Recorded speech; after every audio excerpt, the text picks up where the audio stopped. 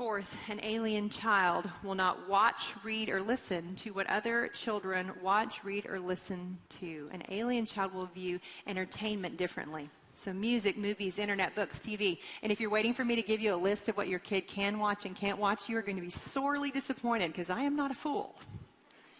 And it's your job. It's your job to discern what it is that your children should be watching, and more importantly, how much they should be watching. But here's the thing that I need you to understand. Anytime we sit down with entertainment, we're making a choice between doing that and doing something else. So I would say what other speakers have said, that long car trips were a time when most of our best conversations happened. We have an 11-hour ride out to my parents' house in Santa Fe. And so I would tell the children, you can have a movie in the morning and a movie in the afternoon on this trip. And so they're like, okay, that's cool.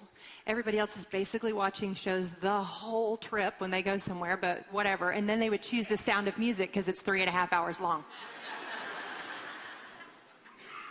But we need to understand that that's an example of when you're all in the same place together, that is an opportunity to train or just to have a conversation.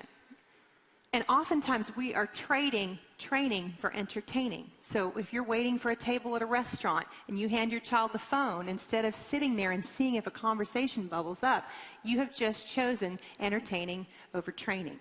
Doesn't mean that you never do that, right? Like you might do it sometimes, but if that's what characterizes you is to medicate waiting with entertaining versus training, you might end up raising a child who anytime they're faced with waiting finds a way to medicate it, and the medications get scarier the older we get. So training versus entertaining. Long car trips are not a time for everyone to just zone out in their own little entertainment world. Part of the time they are, for sure, right? Like when everybody's totally freaking out. But if you think, I can't survive a long car trip unless my kids are plugged in somewhere, I'd ask you to reevaluate that you are trading a precious time when you do that. So training versus entertaining. Another thing that I've noticed in our society is that that entertaining is no longer a shared value.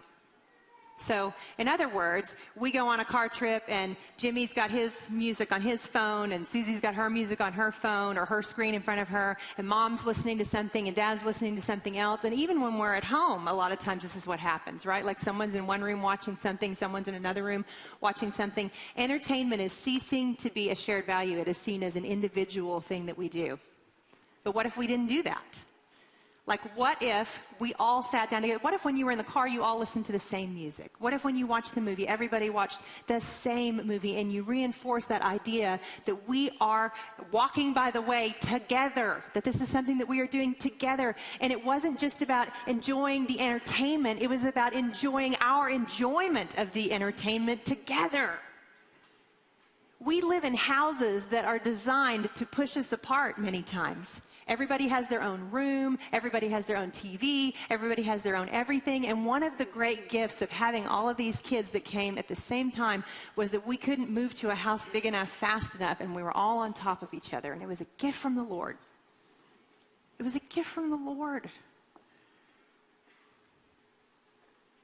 Now, my son did go off to college and have to tell his friends who Casey and the Sunshine Band was because none of them had ever heard of it.